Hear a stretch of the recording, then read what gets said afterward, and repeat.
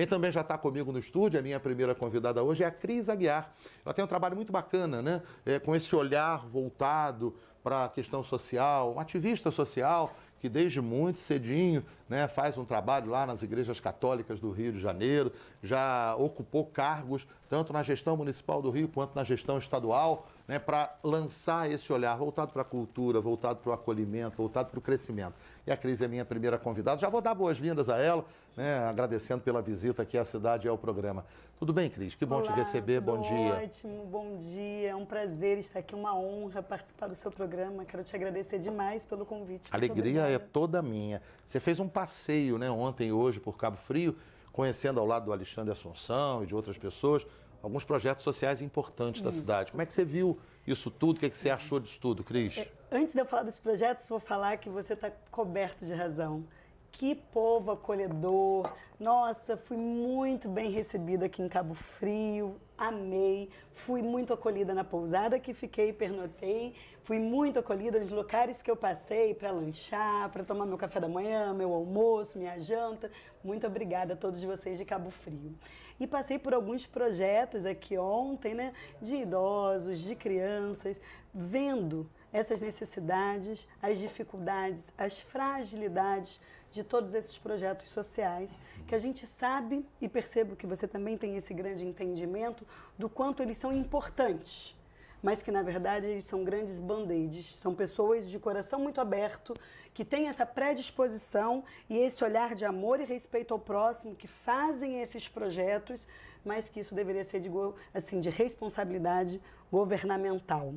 Então a gente está ali, eu me coloco como uma grande soldada desse exército de Deus, que tem esse desejo de ajudar sempre a todos, com muita compaixão, que eu acho que é sobre isso que a gente fala, a gente olhar para a pessoa e a gente não ir embora sem voltar e realmente tentar ajudá-los verdadeiramente, porque realmente atrás de todas aquelas vidas tem uma história, tem um porquê.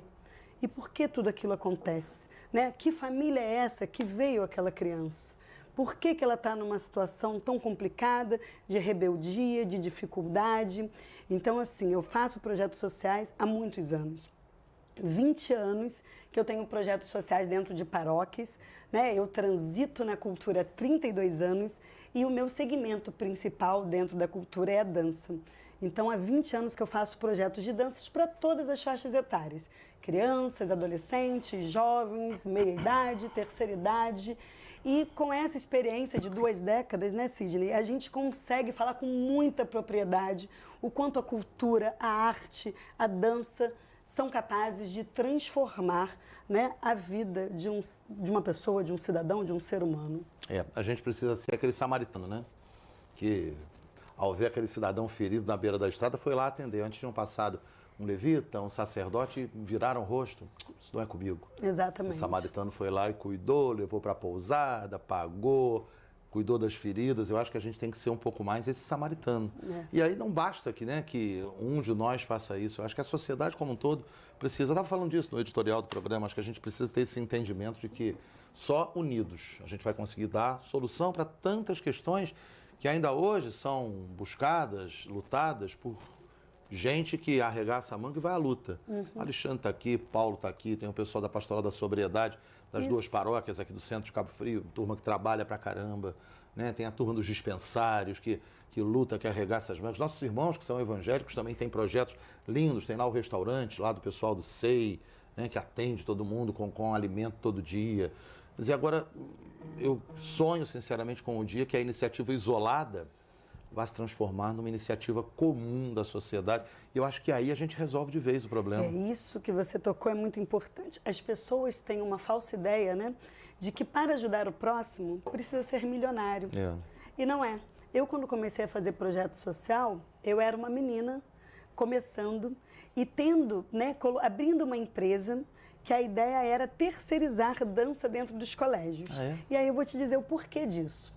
Porque eu vinha da dança já, eu fui dançarina, na verdade, antes de ser dançarina, né, eu gosto de falar isso, eu fui bailarina, né, que é um ambiente, assim, que tem um olhar ainda mais, assim, de perfil corporal, né? Então, quando eu pensei em abrir minha empresa para colocar dentro da escola, eu tinha vários propósitos. Isso você tinha que idade, Cris? Olha, isso foi em 2000, há 22 anos atrás. Aí você vai entregar a sua idade aqui, eu vou ser indiscreto. Não tem problema nenhum, não tem problema nenhum, não tem problema.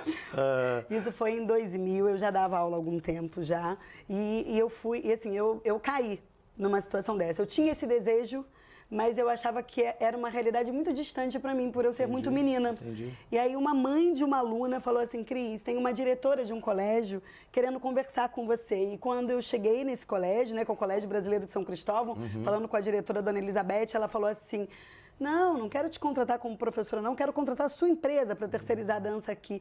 E aí foi Deus. A minha vida é toda guiada por Deus. Eu rezo muito para que Ele coloque as pessoas certas, os caminhos certos na minha frente, para que eu seja sempre uma marionete dele. E foi assim que eu entrei, né? Eu já tinha esse desejo e entrei com que propósito? O propósito de falar que a dança é para todos. É para o descoordenado, é para o arrítmico, é para o magrinho, é para o gordinho, é para o desajeitado. Todos têm direito. É para o rico, né? É para o pobre. Para todos, a experimentar a dança. E aí eles, né, dentro do coraçãozinho de cada um desses que experimentaram, que vislumbrem o seu desejo. Ou para fazer a dança só como uma terapia, ou como uma atividade física, ou para ser um grande artista bailarino, ou para se tornar um professor. E hoje, que eu tenho a minha empresa há 22 anos, eu tenho o prazer de falar que eu tenho uma maior parte de professores da minha academia que foram minhas alunas. Legal. Então, é a gente falar, né, da dança, não só como uma sequência coreográfica, mas nós, enquanto professores, a gente plantar ali a semente do bem, a semente do amor àquela profissão, àquela arte. Então, assim, hoje, né, que eu tenho 32 anos de história na cultura, na arte, na dança, transitei por vários segmentos, transitei pelo teatro musical com Silvia Gruber, que era coreógrafo das Meninas do Faustão, transitei pelo circo na época do Beto Carreiro, ainda vivo, já fiz a abertura do circo do Marcos Frota, dançando como bailarina. Eu tenho uma história, assim, muito vasta dentro da cultura, né? E aí, o que eu vejo? Eu vejo que faz sentido. Né? Eu acho que a cultura, eu entendo a cultura hoje como uma grande ferramenta. Ela é transformadora, sim. E a gente pôde ver, principalmente nesse período, né, muito complicado da pandemia, ficou tão claro. A cultura não só transforma, ela salva. Verdade. E salvou muitas vidas, né? E aí, quando eu falo da cultura, eu não falo só da cultura, eu também sou formada em educação física, pós-graduada em treinamento desportivo. Eu acredito muito na cultura e no esporte. Sidney, são duas grandes ferramentas. São caminhos, né? Eu não vejo outros. Você visitou, por exemplo, aqui, não sei exatamente todas as entidades que você foi, mas acho que você foi ao GAI, foi ao GARD, foi ali no Jacaré, me recordo o nome, do CAGEF. CAGEF. Fugiu aqui o nome. E aí a gente está falando de jovens, de idosos, mas eu queria focar, até porque você dividiu com a gente essa tua experiência de muito jovenzinha, já está abrindo portas e caminhos para as pessoas realizarem sonhos.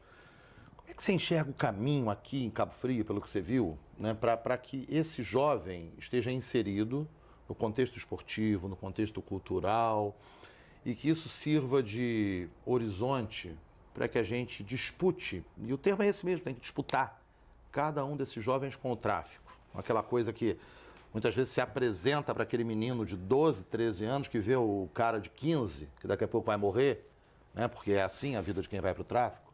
Mas vê aquele cara rodeado de namorada, um cordãozão de ouro no pescoço, com um tênis bonito no pé, com um relojão aqui no braço e acha, pô, minha vida é isso. Como é que a gente muda essa realidade e mostra para esse jovem de uma comunidade carente que ele tem um horizonte além daquilo, Cris? Olha, isso é ótimo. A gente hoje teve uma reunião hoje cedo, justamente falando sobre isso. Né? O que acontece? O primeiro tipo de aprendizado que nós temos é por imitação. Se você está dentro de uma comunidade, você convive com isso, a sua realidade é essa, provavelmente a pessoa vai entender que aquilo ali é o caminho. Então, a gente precisa que os governantes, eles caminhem, né, por esses projetos que já acontecem, os projetos bem-sucedidos, de boas entregas, né, que estão, muitos deles situados ali dentro das comunidades, que eles transitem e identifiquem os grandes projetos, que fazem as verdadeiras entregas. E a partir disso, que eles tenham um desejo de dar a sua contribuição, uma ajuda, subsídio para que esses projetos não só consigam, né, ter fôlego para continuar, mas também que eles consigam colocar mais atividades. Porque pode ser que você tenha um projeto desse que tenha um esporte, mas não tenha a dança, não tenha o artesanato, e as pessoas podem se identificar com segmentos diferentes, tanto do esporte quanto da cultura. Isso vai fazer muita diferença. Que a gente consiga também trazer algumas aulas, palestras, né, para esses alunos, mostrando personalidades que saíram de comunidade. E aí agora eu vou te falar uma coisa muito bacana. A gente tem um olhar, nós, né, demos um abraço a um projeto da Cidade de Deus, uma comunidade muito grande lá da cidade do Rio de Janeiro. E esse projeto é da Valéria Martins, ela tem um grupo de crianças que ela estava ali naquele trabalho de construção, de abraço, não só, né, de âmbito cultural, mas assistencial, porque ela ajudava, ela recorria às secretarias quando precisava de um psicólogo e de qualquer outra coisa assim do tipo, e entrou em contato conosco. Nessa época eu estava lá na Secretaria Estadual de Cultura, mas eu sou também vice-presidente do Colegiado Estadual de Dança, então como o projeto dela sendo de dança, a gente já tinha esse abraço, e ela falou assim: Cris, eu vou te contar uma coisa, eu tenho 3 alunos que passaram com bolsas para Nova York. Só que são alunos de comunidade. Como é que faz, né? Como que a gente faz? E um desses era um rapaz, né? O homem dentro do balé clássico, principalmente, quando ele é bom, ele tende a voar mais rápido, porque a quantidade de mulheres é muito maior. A gente tem exemplos aqui em Cabo Frio. Aqui a Márcia Sampaio, que você conhece, né? Que também faz um trabalho lindo da dança. Márcia encaminhou tanta gente, Cris, para companhias de dança na Alemanha, nos Estados Unidos, no Uruguai. Quer dizer, eu vejo meninos aqui, não vou lembrar o nome de todos eles, meninos e meninas, mas tem muito menino talentoso. Você tem razão, eles voam de uma forma, vencendo preconceito, rompendo barreira e voam, né? Isso é impressionante. Eu vou segurar esse assunto aí da gente exportar bailarinos e vou voltar só para falar que nesse momento de abraço, a gente teve um grande abraço, né? Porque nós, do colegiado, corremos atrás para conseguir parcerias. Entendi. Porque a vida é disso, é do que você falou, é de estarmos de mãos dadas, né? E um que ajuda o outro, e as coisas assim acontecem. E nós conseguimos o apoio da American Airlines, esse menino foi sem pagar a passagem para Nova York, né? Fizemos vaquinhas online, eles pediram dinheiro no sinal, e o menino está lá em Nova York, né? Levando a dança do Rio de Janeiro, de uma comunidade como a Cidade de Deus. Olha a vida dele como mudou. É mais do que um sonho pessoal, né? Nossa, é um sonho de muita gente. Vai muito além. E aí, esse menino é um grande exemplo para a gente dar uma palestra dentro do projeto social. Olha só, é possível sim. Mas para ser possível sim, temos que ter esses abraços. Essas pessoas predispostas a darem as mãos. Sozinho a gente não vai. Então é isso. Não tem jeito. E aí quando a gente fala de exportar, aí a gente já entra numa outra seara, que eu preciso falar enquanto vice-presidente do Colegiado Estadual de Dança. Qual é a seara? Que a gente faça políticas públicas estruturantes permanentes para a classe, para os fazedores de cultura, para a classe da dança. Isso é muito importante. Políticas públicas estruturantes permanentes. O que é isso? São as políticas que não são de governo, são políticas de Estado. São políticas que vai passar uma gestão, outra gestão, e a política ficou. É isso que a gente precisa. Cris, você estava na Secretaria de Estado até agora há pouco tempo, né? Teve que se descompatibilizar, enfim. O Estado está cumprindo hoje esse papel? Está buscando meios para cumprir esse papel, se integrando com as prefeituras, buscando esse entendimento? Que análise você faz? Até porque você estava até outro dia com a mão na massa nisso e segue acompanhando isso de perto, né? Como é que está isso? Eu vi muito de perto, né? Eu estive como conselheira estadual de cultura nesse conselho. Eu tive o prazer de ser eleita para ser membro, né, do Comitê Gestor do Fundo Estadual de Cultura, onde tinha um dinheiro carimbado para a cultura, mais um fundo que estava travado há 22 anos. E gestões passaram por esse fundo e não destravaram. E eu tive o prazer de estar ali enquanto sociedade civil, ainda era sociedade civil, eu tive o prazer de ver de perto esse fundo ser destravado por essa gestão, que é uma gestão incrível da secretária estadual de Cultura e Economia Criativa, Daniele Barros. Uma gestão diferenciada, que é muito bacana o que eu vou te falar agora, que foi um papo meu com o Dom Arani, que usa a palavra democratização de forma real. Eles estão democratizando a cultura. Não é banalizar. Porque todo mundo fala, vamos democratizar. Não. Vamos democratizar mesmo? Você está afim? Então vamos lá. E aí a gente tem uns programas como o Passaporte Cultural, que possibilitou inúmeras pessoas a irem em equipamentos culturais. que elas nem se achavam pertencentes a espetáculos de dança, de circo, que elas não se achavam pertencentes. E aí a gente, né, eu digo a gente porque eu me coloco nessa situação com outras pessoas ali da secretaria e do colegiado estadual de dança, eu vivi, em dezembro do ano passado, nós tivemos 150 passaportes culturais. A gente acabou que fechou em 157 pessoas sendo levadas ao Teatro Municipal. E aí eu vou lhe perguntar, que número de pessoas dessas 157 você entende que nunca tinham ido ao Teatro Municipal? Sei lá, acho que quase todo mundo. 120. É. A gente está falando de praticamente 80%. É um número expressivo. É um número muito expressivo. E aí eu me deparo com uma outra situação. No dia que a gente divulgou isso, uma das senhoras vibrou. "Ah, eu nunca fui no Teatro Municipal, meu Deus." Um dia antes ela falou assim, Cris, eu não vou ao Teatro Municipal. Cris, eu não vou. E eu fiquei meio chocada, né? A gente vive nessa correria. Eu falei, como assim? Não, eu não vou porque eu não tenho roupa.